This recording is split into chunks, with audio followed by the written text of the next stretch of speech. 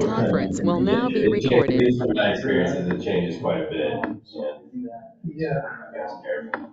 Dam to Yankton, what has happened there is it's blasted away most of the sand, and there's a lot more gravel and cobble and boulders. And that starts to change right below Yankton here, that dam is. So there is some depth there, and it's usually on the outside, of the bends. Well, it moves back and forth, coming down from the dam. It's on the Nebraska side, then it crosses over, there's a bunch of trees in the middle. And then it comes to South Dakota where there's houses down low there, below the bluff, upstream of the bluff, bunch of houses. That's one of the deepest spots. 20-some feet. Yeah, you'll follow that riprap, and when the riprap ends, kind of take that crossover, and then the riprap will take off again, that's where you'll follow. This would be downstream of the dam. Downstream of the dam. Anything else? Are there anything? If you went from the bridge right here, started at the bridge, Meridian and right, and went upstream on your right would be the deep Walker. Yep. Big bluffs gonna be there, and all those houses. And it's gonna stay deep on your right and shallow on your left. Sound good? Yes. Yes. That's your deep, swift What was your name water. again? Be on your right, shallow on the left. And that goes, I don't know, it's a couple miles probably. Then it'll switch over near Murdo's or before Murdo's, you know where that is? Then it goes over to the Nebraska side, and then it kind of just gets broad and flat, moving up towards the dam. A lot of big rocks in there. I found one. A lot of skulls. If you were, that's where you'd find those. We used to drift nets in there for fish, and that's where the buffalo skulls are real thick, because all the sand's washed away. You left only the heavy stuff. I've seen elk skulls come out of there, and elk antlers, so many buffalo bones. And then it's different from town on down, and then you get into the sand that moves. You can never make a map, contour map there. Only be good for 1 year or less. Even when you get up by Springfield, you can't really make one up there, just because of how much it shifts around from there. And running water on too. Yeah. I just went to Niobrara this weekend, and some people I gardened with last year, and they would go fishing up there. They go on the dock, and you go, oh, lots of fish, but the current, they had to use a big weight. I should have went with them because we went there and it's like, I don't know where you could fish that current is just from shore, ripping through. That's where you need one of these. Yeah. What about you pay for a 16-ounce? I don't know. Price of one. Yeah, that's up. Oh, the Park Service is in the house. That's right. Good. Well, the ranger said she was coming, I don't know how to see her. Good. And if you met her. Have you done a program here this summer? Not this library, no. Yeah, right, do the busiest sort of program. Yeah. What is that? I just saw on Facebook, what did they refer to your program as? Something kind of funny. Planet of the Plesiosaur is the official name. Right, you have kind of unofficial. Yeah, I don't know what else it's. Hell's Aquarium or something like that. Hell's Aquarium, that's the nickname for the Western Jersey. Hell's Aquarium. Yeah, I'd like to catch that. I don't know much about how it used to look. Got some fossils in the aquarium that were local. Been looking for a shark tooth forever.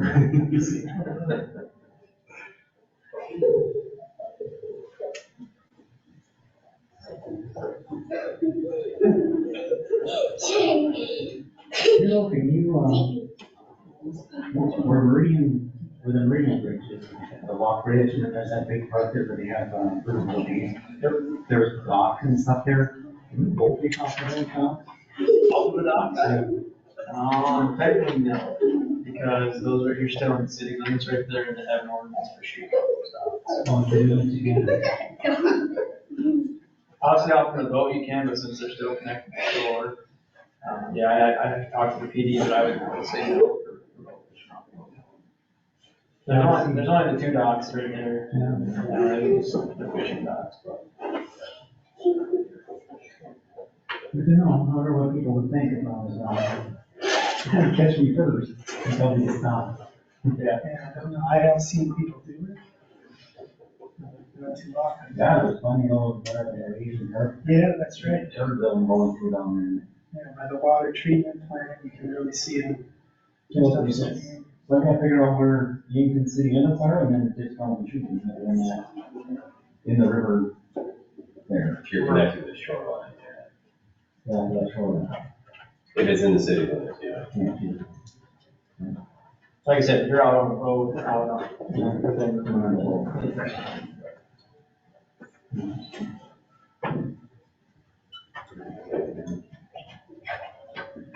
Tried the tail race area, below the dam at all? Tried bow fishing up below the dam? There's some spots there. I see a lot of the big flat boats out there. Unfortunately, there's a lot of carp. Yeah, I know. Okay, I was back in Minnesota, we have a cabin up there. I'm getting old, so I don't shoot them all, I just shoot the big ones. Younger days, just so many of them. That's a dirty business. And then the dogfish come, I did nets full of carp, and then here's when the dogfish start coming, you get to keep dogfish. And you can't get your nets out of the water, they're so full of carp and dogfish. Fun.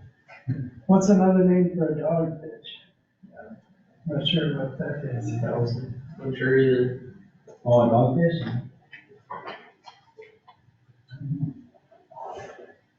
It looks kind of like a bullhead with teeth, does that help? And then it's got a bullfin.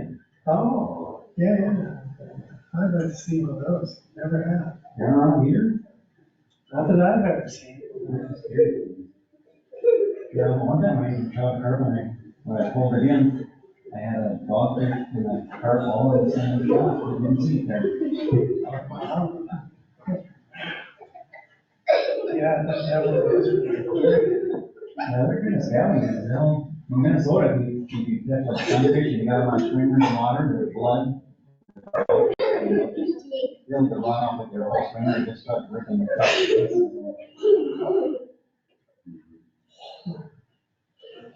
So if you guys ever come across a live one and you got it in a bucket, call me. I've never seen a little one. Somewhere along the way they gotta be little. So, Sam and Tanner and Don, what do you think? You want to get started and we can kind of judge? Sure. The crowd? Might have two people online chiming in with questions and I'll let you know. You got it. Okay. All right, girls, where are you gonna go? Well, can Huh? No.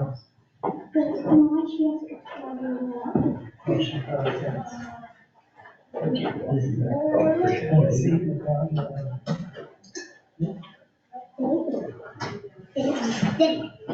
All right.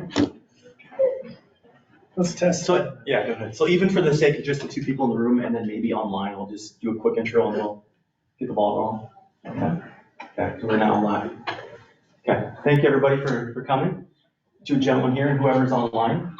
We're gonna be talking about paddlefish tonight. We've got Sam Stuckel from the Gavins Point National Fish Hatchery. We've got Don Alloway and Tanner Peets from the South Dakota Game Fish and Parks Department. We'll kind of keep this free flowing, so if anybody has questions here in the room or if you're online, go ahead and just during the presentation, if they're comfortable with that, just throw the questions at them. We'll keep it pretty informal. If anybody needs anything, I'll be around the corner. We'll kind of keep it, we'll let Sam start off. We'll keep it light and he has a presentation and then we'll turn it over to Don and Tanner and we'll close it up. Okay. Okay, thank you everybody. Have a seat there, girls. I have my daughters here tonight.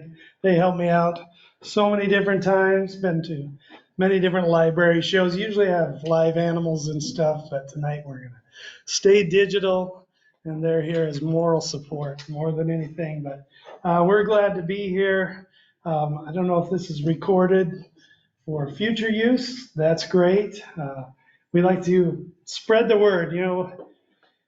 the work we do is paid for by not just anglers, but taxpayers, and it's important y'all know what we're up to, that we can help educate you about some cool things that are important to this river. And tonight's fish is definitely one of those, one of my favorites, the good old American paddlefish.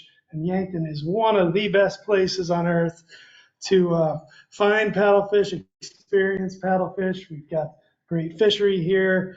The river is full of these awesome, unique fish. And we've got a fish hatchery, which produces thousands of them every year. So I like to unofficially refer to Yankton as the paddlefish capital of the world. And one day we're going to have a big old paddlefish statue out there by the hatchery or the lake, and iconic photo point, and we'll really take the claim of that paddlefish capital of the world, because this fish deserves it. It's really an iconic species when I think of the Missouri River and the characteristics of it. This is the fish that comes to mind. It's rugged, it's really old and ancient, it's been around, it's different than the other things that it lives with. I'm just glad to share a few things about this fish with you here tonight.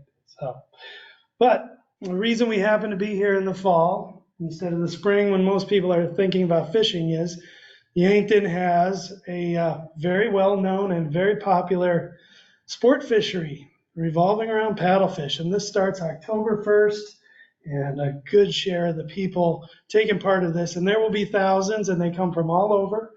They'll be mostly up in the tail race all of October, but especially early on. And I've got, just, if I can get this to work, a little video here to play while I talk about this. I filmed this a few years ago, but the fishery is neat. It's the only type of local fishing I can think of that I would consider any type of spectator sport. This, you can go watch from shore, and you're going to see action, whether you like to fish or not. Take a drive out to the tail race the first weekend in October. Early, the first Saturday is when I like to go. The sun comes up right down the river as the boats are all racing up to get their spot. Hundreds or thousands of people line up on the shorelines. They've got these great big fishing rods. They're throwing big weights and hooks, trying to snag these fish, to hook them in the body. That's the way you fish for them because of what they like to eat. There's a look at that shoreline on the Yankton side. It's kind of bonkers. You'll see interesting characters. You'll see interesting boats. They'll be pulling in interesting fish. It's not just paddlefish. You can see a giant sturgeon, huge carp. There's just always something going on during that first couple weeks of October down there. So if you're looking for something to do, take a drive out to the tail race in early October to check out this fishery. And that's why we're here tonight. The Tanner and Don from GF&P are going to talk a little bit about that season when I get done. What I'm going to do here is just cover some interesting facts about paddlefish and talk a little bit about what our hatchery does with them, then turn it over to those guys. All those anglers you saw there in that video, this is what they were after right here. These are two good adult mature paddlefish, probably 30 to 40 pounds, something like that, probably at least 20 years old. Could be much older than that, hard to say, but that's what people want to catch here.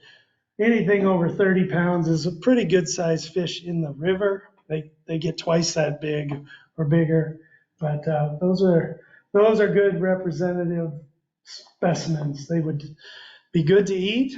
With paddlefish, I find that a lot of people either love to eat them or really are not into it because they're a little different than your walleye and bass and other fish, a little different texture, a little firmer. Another thing, if you weren't familiar with them and you just filleted one and had no idea what you were doing, and there'd be a lot of red meat on the outside of that big fillet. And if you did not cut that off, you're going to have a pretty strong tasting fishy meal. Take the red meat off, unless you like that, and eat the white stuff. But I'm one of the people that really like eating paddlefish, and they're great sport fish. We monitor them very closely. South Dakota and Nebraska and other states where they live. We know the carrying capacities of the waters they're in, and we harvest the surplus. They're managed that way. We're very careful with paddlefish. Any species that lives a long time and grows slow and doesn't reproduce at a high rate, gets big, you can overfish them real fast. And we're very careful with our paddlefish. So you have to get a special license and have fish of a certain size and fish during a certain time. It's not just a free-for-all out there. Oh, this shows you where this species lives. They're big river fish. The Mississippi drainage and the Missouri and the tributaries off of there. They like long stretches of flowing water to live out their full life cycle. They can live in lakes, reservoirs, other places, but to do the whole thing, grow, live, die, reproduce, all of it, they really need a big river.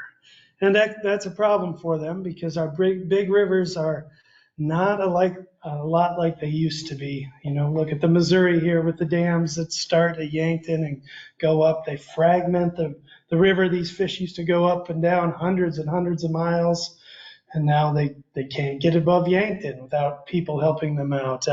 We've channelized our big rivers, made them narrower and deeper for barges. We've made them more user-friendly in general for people. Whether it's navigation or hydropower or flood control, all those things are great for people, but they do come at a cost for wildlife, certain species. Some species, and this is particularly true of some of the big river fish, they're very specialized for that type of habitat, and they struggle a little bit. Speaking of big river fish that move a long way, another one we have here is our endangered pallid sturgeon. And just today, I talked to one of our river biologists. They were using some nets here by town, and under the Meridian Bridge, they caught a pallid sturgeon that had a tag in its back from Louisiana. So we're following up on that, but that might be a heck of a story. It's nothing for a big river fish like a paddlefish to just go hundreds of miles. But that would be exceptional to go from Louisiana to Yankton.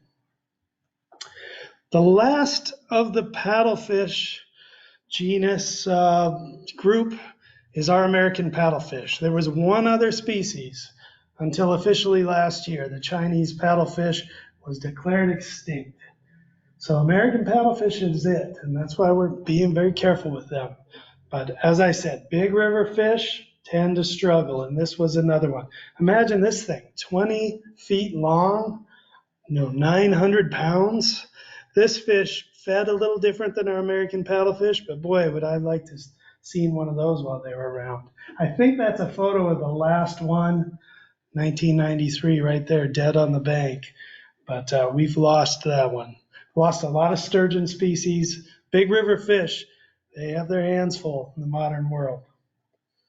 Paddlefish go back a long way. They swam with the dinosaurs. We have lots of fossils with those. That's one thing that makes them really unique. Another thing is just how they look. It's like a shark with a spoonbill on its head. People call them spoonbills or spoonbill catfish. That's one of my favorites.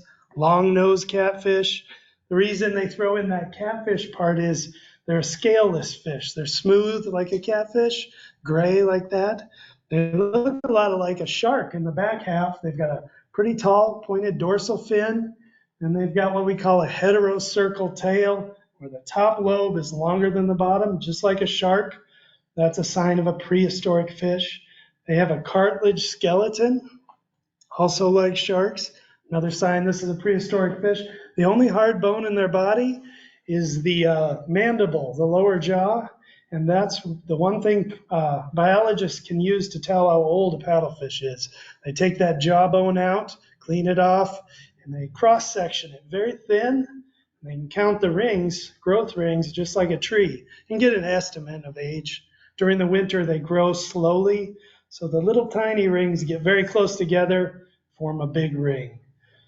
Speaking of sharks, I don't know, it must have been 15 years ago, I remember getting a call that a bunch of tubers were reporting a large shark by the Meridian Bridge, and it certainly was a large paddlefish that came up and surfaced near them, and they saw the dorsal fin, came back again, but I could see that. They have that pointed dorsal fin, and if you really didn't know, it'd be kind of spooky. But you don't have to worry about paddlefish. They get their name from the long snout. We call it a rostrum. That's out in the front there. Right behind it, I want you to look at the eyes on this fish, if you can even see them. They're tiny. They have very poor vision. It looks out to the side even though they're swimming forward. Compare that to the walleye up top and the rainbow trout, two visual fish with great vision. Those two like your clear water systems better. That's where they thrive, where they can use those really powerful eyes to find food and everything else. Paddlefish have poor vision because they're big river fish. Think about the muddy Mo, the big muddy Missouri. They did not evolve in clear water where eyes would help them. Instead, they use their rostrum, their snout. People used to theorize that maybe this was a bottom feeder that rooted around in the mud for invertebrates and insect larvae and things like that. But actually, they're usually found mid-water or near the surface. In fact, they get hit by boats a lot. And this rostrum is kind of like an electrical antenna. It's got these little sensors in it called ampullary organs. Sharks have these too. But they can detect electrical activity in the water, and anything alive that's moving around will give off little electrical signals. And that's the way they know when there's prey ahead or a predator, another fish. We've recently found that they probably can detect obstacles with that rostrum, maybe even use it for navigation. Sometimes anglers, when they catch a big fish and they want some sort of trophy from it, they get one of these skulls made. And what that is, they take the head of the fish or the whole fish to a taxidermist, and they use flesh-eating beetles to clean off the bone. It's cartilage, actually, but it's pretty hard cartilage. And that's what they get back. But you can see the structure of that rostrum. Lots of cartilage in there, but lots of open space, too. Very sensitive to all kinds of things in the water. Helps them find their favorite food. These are a filter feeder. They like to eat plankton. They won't turn down anything else that happens to go into their mouths while they're feeding on plankton, but that's their target right there. You can see this little guy I photographed in our aquarium down at Gavins Point. Looking straight ahead, that picture on the lower right, that's got to be a plankton nightmare right there. When they detect food out in front of them with that rostrum, they open that big mouth and they swim forward. They call that suspension feeding. They don't swim around nonstop, just constantly gulping. They do it more when they detect food. And they have little things on their gills called gill rakers, kind of like comb-like teeth, and they filter the water. They swallow the plankton. So that's how they feed. There are only really large native filter feeder here. Unfortunately, they now have competition from both the silver carp and the bighead carp, which are invasive species from Asia that have been in the Yankton area since the 90s. They also are filter feeders. They also eat plankton. Zebra mussels, also same food. So now they've got a little more competition, definitely. But they're still doing pretty well, and it's kind of amazing they can get this big just eating that tiny plankton. You've got the South Dakota record there. I think that was set about a decade ago. It came from the river up near Chamberlain. In Lake Francis Case, we have some big fish up there. There are fish over 100 pounds in Lewis and Clark Lake for sure. You just don't hear about them much because we don't have a fishing season, so nobody's catching those, but they are up there. The fish in the reservoirs, they may not have their big river where they can live out their full life cycle and reproduce and all that, but boy, can they grow. There's what I found to be the world record anyway. Maybe that's not the most current one from Oklahoma. Gives you an idea how big these fish can get. The really big ones, around here, I'd say anything over 50 pounds is very likely a female. Males are a little smaller. They can live up to 50 years or so. Just a giant fish that lives a long time. Look at that. It doesn't seem so crazy that somebody thought maybe they saw a shark when you look at that dorsal fin and tail on that big fish there. Maybe they just watched a River Monster episode about bull sharks or something, and the one that can go up freshwater rivers a little ways. Who knows? These fish, very different than something like a walleye that makes a batch of eggs every single year from the time they're 1 or 2 years old on. Female paddlefish typically are a teenager before they finally spawn. Then they take a couple years off before they do it again. Every 3 years they make a batch of eggs. The reason the females get bigger is it's advantageous to them to be larger. They can grow more eggs and have a better chance of passing on their genes to future generations. Males kind of stay lean and mean. They spawn every year or two, start earlier. They don't need to get big. They don't fight or anything like that. There's no real advantage to being huge. But that's one reason females get larger. But like most big river fish, they swim upstream when it's spawning time. These guys like to go into tributary rivers, smaller water where it's shallower, swift, where the gravel is washed, the sand's washed off the gravel. They look for gravel bars, rock bars, things like that, where there's riffles, lots of oxygenation. That's what they want. Shallow water, rising water from spring rains. That's when they're going to gather to try to spawn. Here's a picture of some paddlefish eggs on hatching day. I took this a few years ago. You can see one of those little ones busted out there. Fish eggs typically are transparent on the outside, so you can watch the fish develop. First thing you'll see is the eye and then the backbone. Pretty soon, if you put the eggs in a place where they're held still, you'll see the little fish twirling and spinning in there. It's kind of neat. When they come out, we call that a larval fish or a paddlefish fry. That's a term for a very, very young fish. They typically have that big belly. That's kind of the remnants of the egg yolk. In the case of paddlefish, that one, it comes out of the eggs with a supply of food that will last it a few days. And kind of its job is to hang out and kind of get acclimated while it uses up the last of that food. Don't get eaten, just hide out. And then they have to go on the hunt and find their own food once that yolk is gone. But it does give them a chance. I don't know if you can see it. It's pretty clear here, but if you look at the fish that are 2 weeks old, 3 weeks old, and even 4 weeks old, they look like a sturgeon, not yet a paddlefish, but they have little whiskers or barbels like a sturgeon does or a catfish. Those are kind of like a supercharged sense of smell.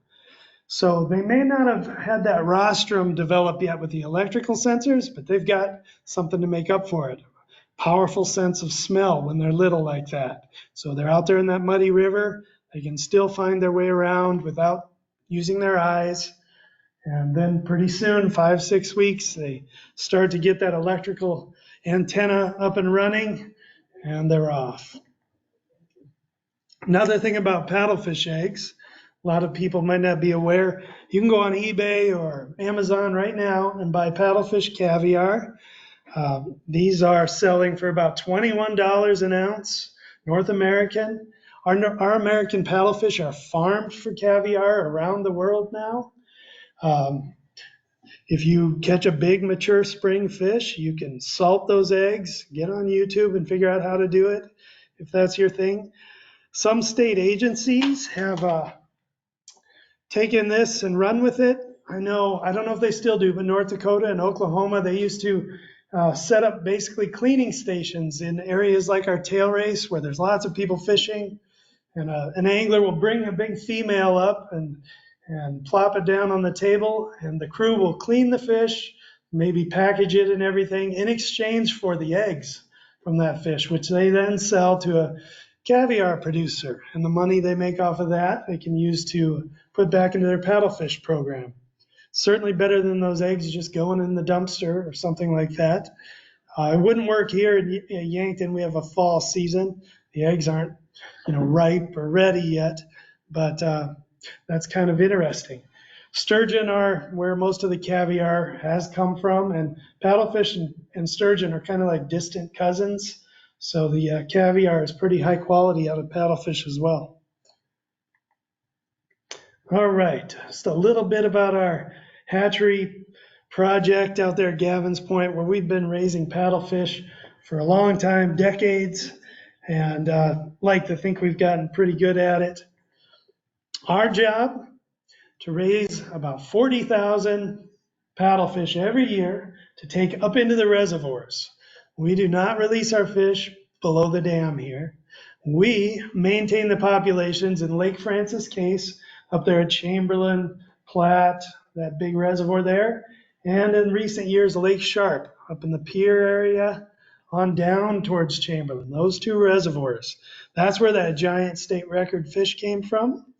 The fish up there are not able to reproduce on their own, at least at a level that maintains their population. So the hatchery needs to do it. And that's our job. The fish below Gavins Point, the ones people will be catching in a few weeks here, those were produced naturally, most of them. Most of them are naturally produced. They have a long flowing stretch of river. They have access to all the little tributaries from here all the way to St. Louis. They can spawn well enough to keep up. All right, so our program starts in May every year. A crew from South Dakota Game Fish and Parks out of Chamberlain goes and runs from Chamberlain downstream to where the White River dumps into Lake Francis Case. That White River is a spawning site where all hundreds or probably thousands of paddlefish that are ready gather there for about 3 or 4 weeks every May. And these biologists know where to go. They put out these big floating things called gill nets that are designed to tangle up big fish. They've got big squares, mesh squares, really large so that they don't catch a bunch of catfish, and they want big fish only. They've set that out across the river, and then they pull their boat a little ways away and sit back and watch. See that float there near the fish, that big tan circular cylinder thing? Those act kind of like a bobber. When a paddlefish swims into that net, it will start thrashing around as it gets tangled up, and that big float will start bobbing. Then the crew will boat up and untangle the fish. If it's a big mature fish, they'll put it in a holding tank. We ask them to get us about 10 females and 10 females, and it takes them a day or two. And then we run up there with our big truck, grab those 20 fish, drive them back to Yankton. We like them to try to stay under 80 pounds because anything bigger than that is a real handful for us. But 40 to 80 pounds, that's the size of fish we want. We hold those fish for a couple days. We give them a little hormone injection, and that gets all the females ready to ovulate on the same day. They all come in with a belly full of eggs, but some of them might not have been ready to release those eggs for a week or 3 days, and some might be ready tomorrow. But that little hormone shot gets them all ready 24 hours later, and that helps us out a lot. On spawning day, we start with the males, and this is quick. They've got the easy job. You just flip them over and use a plastic or a rubberized syringe hose, extract the milt or sperm, and put it in a jar. Put a lid on there. Make sure you don't get any water with it because water activates that sperm, and within a few hours or even minutes, it will be dead. So keep it away from the water, refrigerate it, and the males are done. They get to swim around and watch the show. The ladies, they've got a much, much harder day. Their job starts at about 7 in the morning and goes till midnight. They may have a belly full of 200,000 to 300,000 eggs, but they only give you about 10% of those eggs every 2 hours. So we start early, we pick up each of our 10 females, and you notice the colored zip ties on the rostrum there. Each one has a unique color so we know who's who. We pick them up, give the belly a squeeze. It takes 3 people. Catch what little bit of eggs she gives you in a bowl. You run that bowl over to the side of the tank. They add the milt from the males, and we use a turkey feather to mix the two. Why a turkey feather? Nobody's invented anything better yet, and they're free. They're soft enough that they don't break the eggs, but they're heavy duty enough to move them around, to mix, cause fertilization. In the first minute or two of stirring, every egg should be fertilized. After that, you got to add a little clay-like suspension to the water. When these eggs come out, they're sticky. They're made to stick to a gravel bar, to rocks in the river, and hold there for about 7 days while they develop and hatch.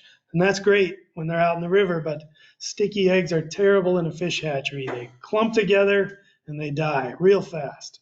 So we add this kind of a mud to the water and stir that another 10 or 12 minutes, and that coats in each individual egg so they're no longer sticky, and then we can work with them.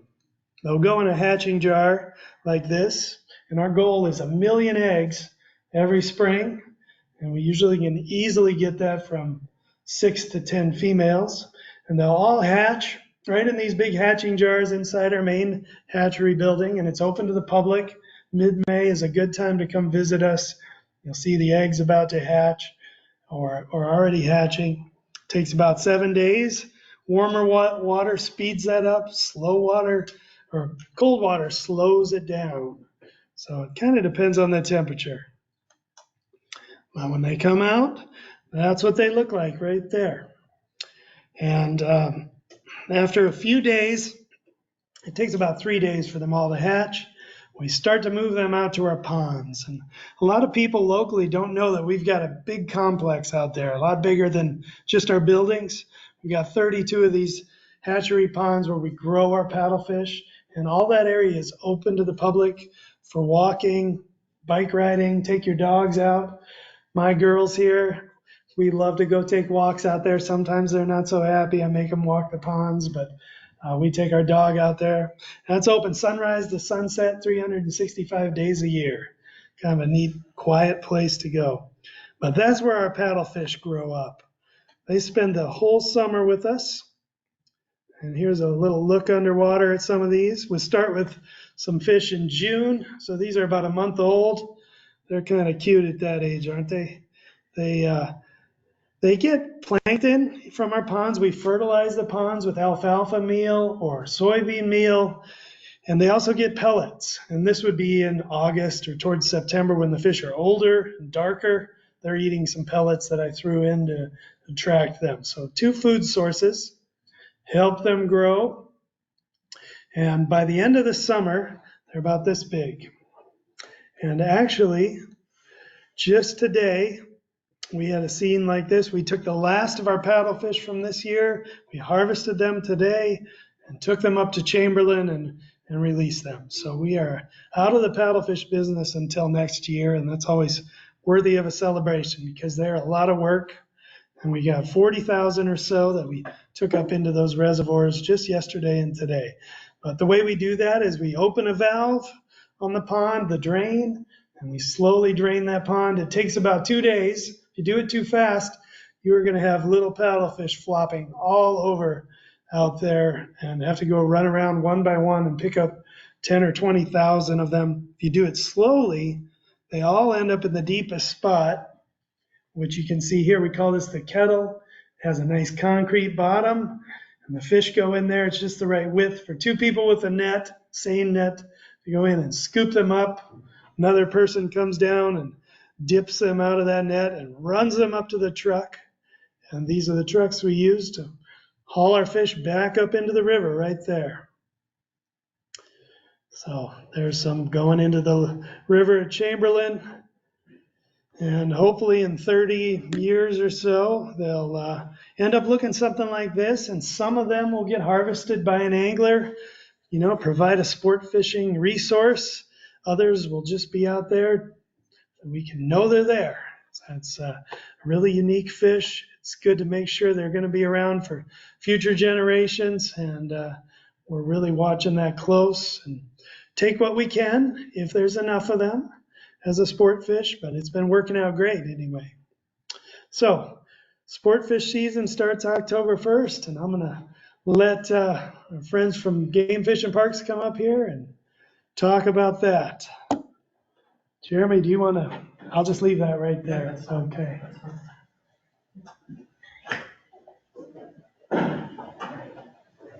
How was that, guys? Did you learn anything?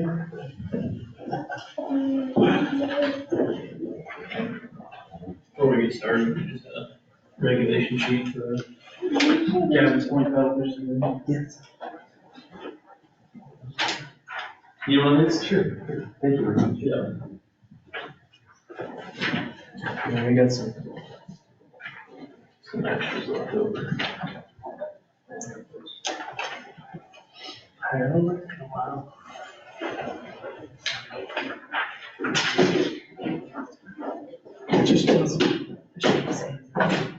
He's grabbing that stuff. So as he alluded to, our paddlefish season, for the snagging season is just October 1st to the 31st every year.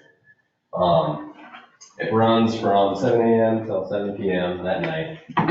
And we, as he said, see quite a few anglers that come up and actually utilize this resource. It's pretty big fishing resource we have down here in Yankton. We have a lot of people come from all over the place to come up here and snag. We also have an archery season that's open up during the summertime. It's pretty neat. You get to see a lot of different people come up and enjoy the season. It's a pretty cool fish to get to see, especially for the first time like me. We seem to have a lot of success as of late, so it's been pretty cool to see so far. Yeah, I'll just give a little backstory too. So the Missouri River here in this part of South Dakota, it's considered a border water with Nebraska. So between Nebraska and South Dakota, the Gavins Point area, there are 3,200 tags total. So we split those with Nebraska, since it is a border water, and both states' licenses are valid for that stretch of the river. So each state has 1,600 tags. And that first picture and video that Mr. Stukel had put up doesn't give it justice at all. If you come out here during the opening weekend, there's some of the busiest, craziest stuff going on. It's a sight to see. I encourage you, even if you do not have a tag, to hop out and go take a look at the kickoff of the snagging season. But we're going to touch on some more of this regulation stuff. But just to kind of start, if you're not familiar with how the process works for snagging fish, we've got a few restrictions. The biggest thing, or I guess the most common asked question, is going to be hook size. So this right here, if you ask me what size hook this is, I have no idea. But in order to be able to tell, all you have to do is measure from the point of the hook back to the shaft, and it cannot be any greater than a 1/2 inch. So if I measure this one's pretty close, but this one is at a 1/4 inch roughly. So you could use a hook that's a little bit bigger than this one. This one's not very big. Depending on how the current's kind of ripping through there too, that's how you can decide on what size weight. I've seen anything from 2-ounce weight all the way up to 6-ounce weight. And then just for laughs here too, I was walking on the rock side last year with my own paddlefish tag, and I did find a 16-ounce lead weight, which I would not want to be tossing this around all day. So that stretch of the river that is open for snagging is just below Gavins Point, and that runs all the way down to the Big Sioux. There are a few areas that you can't snag. The biggest one is, if you look at your rule sheet there, you can kind of see it. There's a closed area that's coming out from the spillway there that is closed to the paddlefish season. Another thing is too, is there is a wall on the north side of the river there, and that also is going to be closed to snagging for our paddlefish season. So when it comes to measuring paddlefish, I'm going to keep referring, I'm going to click on this picture if that's all right. So if you look at this picture, you can see the rostrum on here has been kind of beat up and tore up. These fish, they can take a beating during the snagging season. A lot of times it's more to the body than it is their rostrum. You'll see fish that had line wrapped around them, and they just have all these deformities and stuff like that. But in order to measure fish, we have a slot limit for our paddlefish season. So the slot limit, 35 to 45 inches, anything that's inside of that range has to go back to the river. So if you look at this, you're like, oh, how do I measure it? This one, the rostrum's broken or has a deformity. Well, in order to measure those fish, you're going to start at the base of their eye. It's going to go all the way down to the fork of the tail. So if it's in between 35 and 45 inches, all those fish have to go back into the river. I've seen fish that are 65 pounds and they're still in the slot, go back in. I've heard your phrase there. And I've seen fish that are a lot lighter that are over the slot, just kind of dependent. This stretch of the river, you're going to see a lot of those skinnier fish just because we have more current ripping through. Up on Lake Francis Case, our other area, there's a lot bigger, fatter fish. One question that gets brought up quite a bit too is why is there not a snagging season inside like Lewis and Clark Lake all the way up to Fort Randall Dam? And if you ask me, I guess I don't know the actual answer to that question. I think that's kind of a protected area, I would say. But as far as why it's not open, I guess that's kind of out of my hands, unless you know. I don't know the answer to that. No, okay, yeah. But other than that, yeah, main stuff is just gonna be, this is what's called the Carolina rig. Pretty simple. It's gonna be, I've got braided line to a sinker here. This is a 1/2 ounce sinker, so it's a little small. And I've just got a swivel, and then I've got a mono leader, and I've got a circle hook on here right now, but I would use a treble hook if I were to be snagging for paddlefish. I'll talk a little about the draw system and tagging, that type of stuff. Yeah, so tagging for us, obviously it says it right here too on, if you guys want to take a look at that little piece of paper, but our tags are a little bit unique. They kind of look like a little bit of a clip, and they go in this fleshy part right above that top fin. The tags themselves are each numbered with the exact number on them, as well as if you close them too early, they actually won't be good anymore. Once you lock them in place, they are basically used up. You can't open them back up anymore. So we'll get some calls with people who accidentally close them. Yeah, close them, need to get a new one, stuff like that, and we'll have to replace them. For transport, obviously, you can, as it says right here at the bottom, some other requirements down there. You can basically remove the eyes, the gills, and the entrails, but the rest has to be left intact so that you can actually measure it out, see how big of a fish you have and stuff. And so we'll have people who run into that every year. We'll go clean out the whole fish and stuff. So sometimes some issues with that, I don't know. Yeah, main reason for that too is we have a slot limit, and that's really the only way that we can make sure everyone's abiding by the rules there. But as far as, getting the tag works, it's just like any other big game season we have in South Dakota. So if you're applying for a deer tag and there's a draw system, it's the same way for our paddlefish tags. Another thing is you can actually buy preference points for paddlefish. Here in the Gavins point area, usually you can draw with 0 points or 1 point. We'll do it for you. I know up on the Francis K stretch, it can be up to 5 years before you draw a tag up in that area. Other than that, when it comes to paddlefish, there's not a ton of crazy rules or regulations. But yeah, as far as any questions so far on any of that stuff? How about archery? How many tags do they give out for archery? There's a summer season, right? Yep, 250. That's 250. Yeah, that's what I thought. Yep. Yeah, 250 for our archery season, and that runs the whole month of June. Yeah. So It used to be July, didn't it, in the past? It could have been, yeah, I guess. As far as I've been here, June is all I've known, but, and yeah, that's a totally different ball game too. Yeah. That June season, they see a lot of success out there too, especially with the clear water that we have now. Especially talking to anglers this year, there was a really, really high success rate this year. So that was kind of neat to see. Some really nice fish. Yeah, most anglers for our paddlefish season are going to be within a mile down of the dam. And then our archery season, it's going to be down closer to the Meridian Bridge and in that area. That's where guys are fishing most of the time. But. Speaking of that 0.6 miles, non-resident, if you're non-resident of South Dakota or Nebraska, you have to have a Nebraska license to fish that 0.6 miles. If you're a South Dakota resident, you are able to actually go and fish that 0.6 mile. Yep. And then say as, for example, a resident other than South Dakota or Nebraska, say you're a Minnesota resident with a South Dakota license, you would not be able to fish 0.6 miles down from the dam. You'd have to stay on the downstream stretch of that. Yeah. And the reason for that is before the dam was put in and everything was all kind of channelized, that was Nebraska is the reason for that. Which that stuff can get a little bit confusing, but other than that, yeah.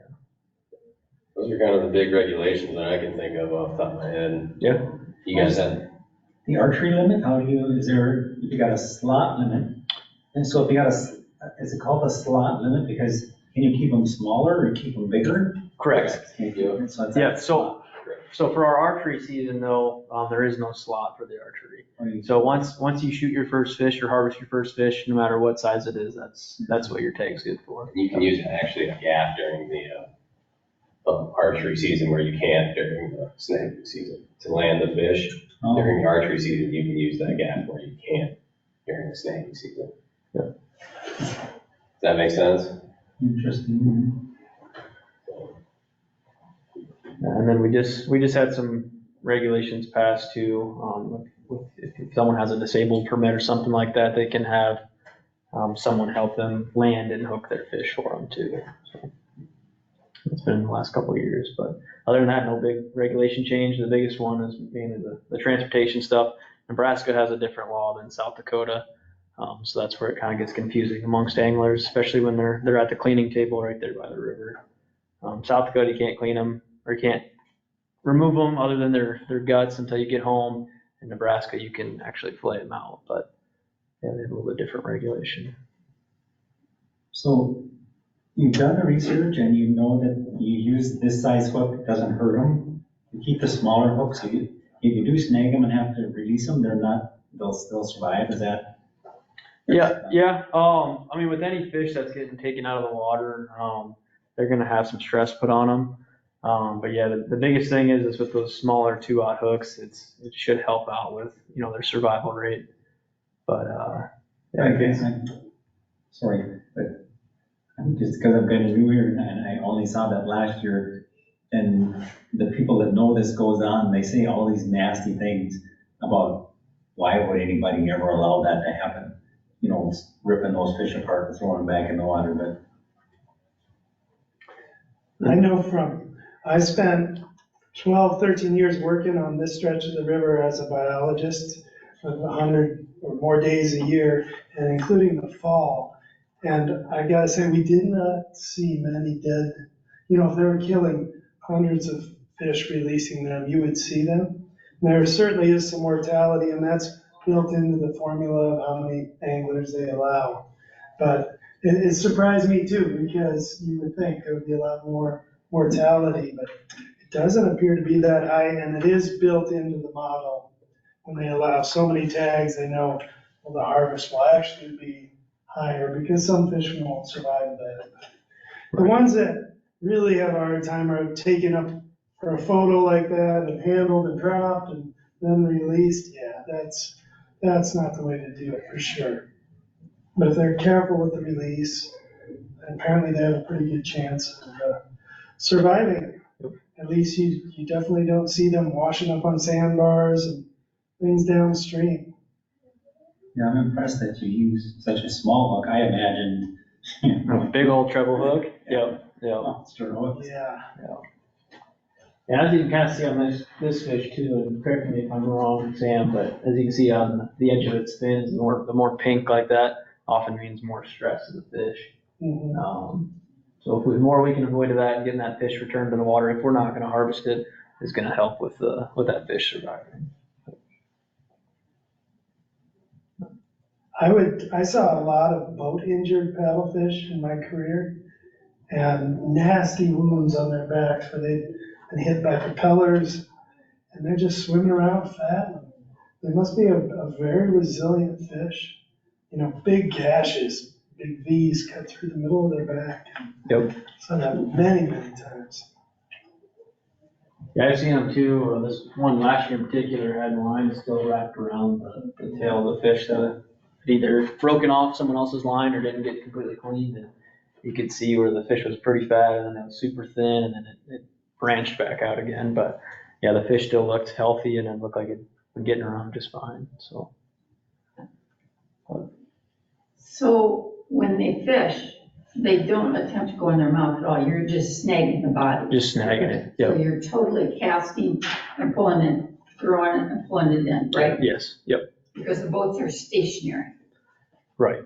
Some guys will troll for them if they can. If there's not a ton of people around because it's so. Yes. Yep. Okay. You'll get some bycatch too every once in a while, or look into, like you alluded to, sturgeon and other Other species, yeah.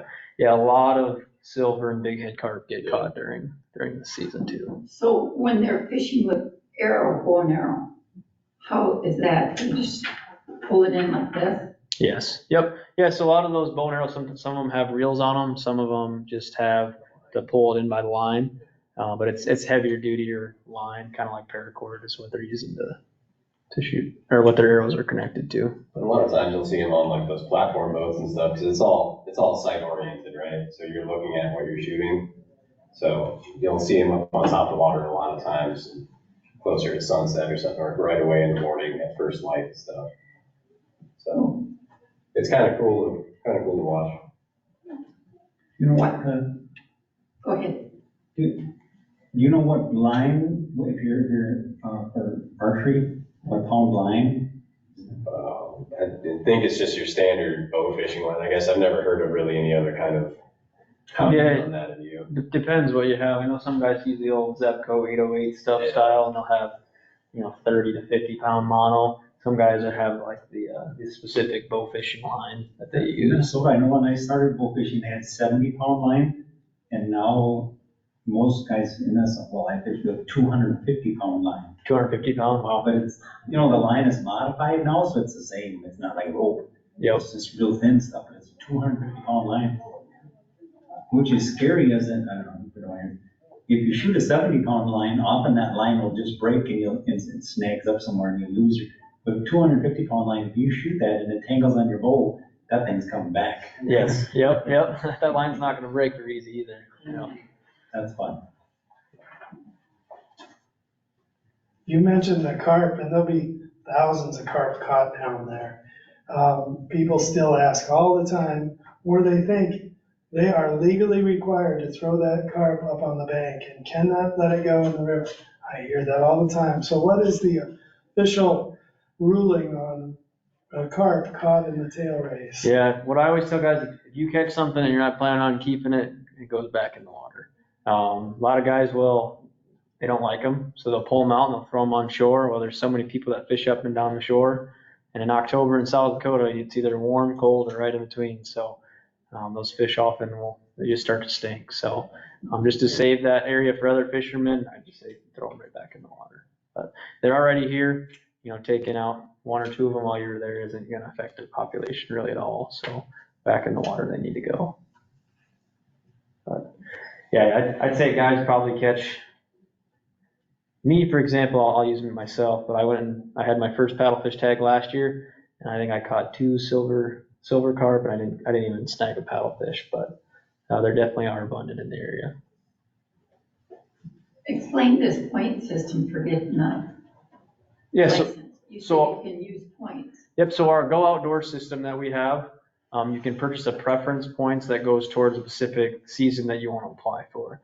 So if you have a preference point, say you have 1 and I have 0, when we apply the next year, there's going to be a specific set of tags that are set aside for people that have more preference points. So it's going to increase your odds on the draw, is how that works.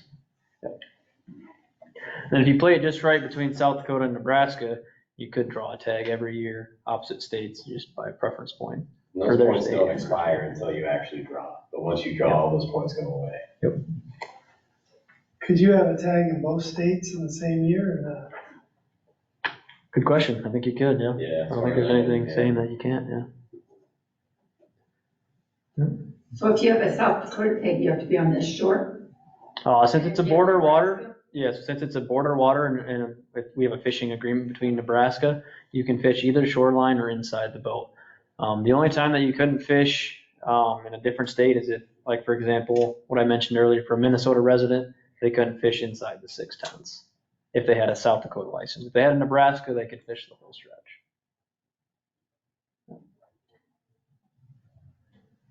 If that makes sense. I know sometimes I don't explain that the best, but. And that's where a good majority of the fish are, right? Yes, probably within the first half mile down from the dam. That's where everyone's at, yep. Yeah, and then the season runs from 7 to 7. I know he talked about that too, so, I know. So when I'm gonna go out and watch this. Yep. But when you're seeing these people catch the fish, do they have their measurer right there, or is it your job to go up and measure? It's in the angler's hand to measure that fish. And then as they leave, you check their car? Oftentimes when they're coming offshore, that's when we'll double check to make sure that they are within the slot. The U.S. Fish and Wildlife Service also does have surveyors down there as well that are just taking their own data. And obviously if something was wrong, then they would pass on that information to their respective state. But How many of you guys are there? quite a few of us, yeah. Really? Yeah. Well, between Nebraska and then us South Dakota guys, I think we've got 7 in our district down here. Not all stationed in Yankton, in the south 7 counties. And then Nebraska, they've got probably 5 or 6 guys along the border as well. So the fishing out here is October 1st, October 31st. How about up at Lake Francis Case? Francis Case is the spring season. I don't know what the actual dates are for it. April or May is coming to mind. And further up, when is that season? So we just have Francis Case and then Gavins Point. So basically, below Fort Randall on Lewis Clark Lake, we do not have a paddlefish season yet. Or we don't have one, I don't want to say yet. We do not have one. We are hopefully gonna have one up in that pier area someday. That's why we have ours. And we started that a few years ago, and it takes time. And possibly there will be one there. Yeah, the fish are pretty resilient too, kind of as Sam talked about. I did my field training up in Aberdeen. Well, the Jim River runs all the way from the Missouri River here in Yankton up to Aberdeen, and there's been reports of paddlefish in the Jim River up there too. Go catch them in Huron every so often below that 3rd Street spillway over there. Yeah, especially on flood years when they get past all of the little roadblocks along the way. But I know there's a lot of those Asian carp in the James River. So if I'm boat fishing anywhere, if I catch a carp, I'm supposed to put it back in the water, or I can put it back in the water? you can keep it. I don't want to keep it. We just don't want to see them littered, basically, Leave them because, on the shore. correct. Yeah. Minnesota, you can't do that. You gotta get rid of them and take them out. Take them out of their waterways. I go to a cornfield and I find a deep row and then just do a stupid thing with my heel. And then I just lay them in there and then cover back up. Yeah, you can certainly take them with you. I know some guys will. They say they're excellent table fare, clean white meat. They just take a little bit more work to clean. But yeah, as long as they're not littered, I guess there's no limit on them. So. I know by Lake Yankton, there's a big dumpster there too that people throw their fish into. Yeah, we try to avoid that as well too, just because they get pretty smelly. But. Yeah. Yeah, nice to know. Yeah. You got a question? Yeah, she kind of mentioned it earlier, but is it still pretty common for people to go watch? Oh, I remember the first day. Very common. Very common. Just to go watch. Yep. I mean, cars will be lined up all the way along the dam, and there'll be people there just taking pictures and recording and just sightseeing. But yeah, it's pretty crazy. Spectator sport. I think Sam mentioned that too. Yeah, yeah. Then October 1st, what day of the week does that fall on? Do you guys, anyone know? It's Sunday. Is it a Monday? Sunday. Sunday? Okay, yep. So that Sunday falling on the weekend, that Sunday is going to be very, very busy. So last year it fell on a Saturday, if I remember right. So it was a pretty crazy weekend. Is that first day, that especially busy for? The first day is always busy, but the first weekend is usually the busiest. Yeah. So I assume, yeah, that. You guys patrol out in the water or are you on the shore? We do both. So for that section of the river there, that's 0.6 of a mile, since that's solely Nebraska. That's where you'll see the most of the Nebraska COs. Us being in South Dakota, that's outside of our state limit there, so you won't see us around that area. But below the 0.6, that's where you'll see the South Dakota guys. And why do they not let them snag off the wall? Good question. Being Nebraska there, that'd be a good question for a Nebraska conservation officer. They don't let any bow fishing off of the wall either, and it's a safety reason. I'd say the biggest thing is there's so many boats out there. When it comes to snagging off the wall, it's probably not the safest, but I don't know the actual answer. Pretty tough too off that wall. Yeah, I guess I don't know how you hoist I don't one up. know. Yeah, trying to hoist one up the wall too would be tough. Yeah, as you said, that's all the way inside of Nebraska, so we don't go that far out. Yeah, everyone always sees that, oh, it's on the north side of the river, it's South Dakota, but it's actually Nebraska right there. And then it turns back into South Dakota around, if you guys know where Chief White Crane is, that's when it comes back into South Dakota. Yep. You have, that's a stupid question. Those people fish like almost side by side. Yes. People get mad at each other for tangling their lines or? Yes. Yes. Yep. I've heard lots of stories of weights being skipped off boats, lines being crossed, people cutting lines. Yeah, it can get pretty crazy. And I've seen the guys out on the boats and people can cast out and they'll cast right next to their boats. They will. Yep. I think, man, that would make me mad. Yep. I mean, I had a tag last year. And I was obviously working the opening weekend, but I wouldn't dare fish that opening weekend. Just my personal opinion, but. I never saw anybody, bickering about it. It's just amazing that they can all be fishing, dominoes. Yep. I tell you what too, if you've never done it, I mean, after your fourth or fifth cast, you're going to be feeling it in your arms and your shoulders and your back, and it's definitely puts a strain on you. The other funny thing is some people seem to just catch fish after fish, and the person right next to them. They struggle, right? There's nothing. Yep. I'm sure there's some technique that's better than others, or the location, or what it is. I don't know. Is there an age limit? Oh, here, right here, 18. So like your girls could not fish? They could get tags. They could. Yep. So that 18 is just the general fishing license. If you're 18 or older, you have to have the general fishing license and the tag. If Yes. you're under that 18, you just have to apply for the tag. Yep. So yeah, in conjunction with your paddlefish tag, you also have to have the respective state's fishing license. And Nebraska is a little bit different, so you have to talk with them if you're gonna get a Nebraska license, if you're going. I believe our age is 18 here in South Dakota. Theirs might be 16 still. I don't know for sure. There's actually still 16. Is it 16?